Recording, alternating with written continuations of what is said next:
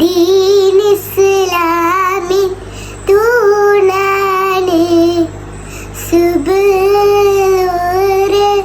അസറും പിന്നെ മഗ്രിബ് ഇശാ അഞ്ചെണ്ണം.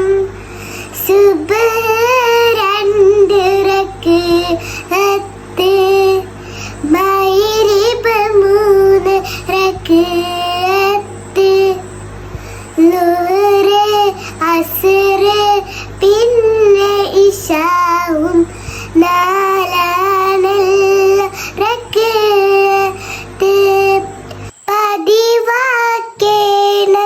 കുട്ടികളെ ദിനവും 5 നിസ്കാരം.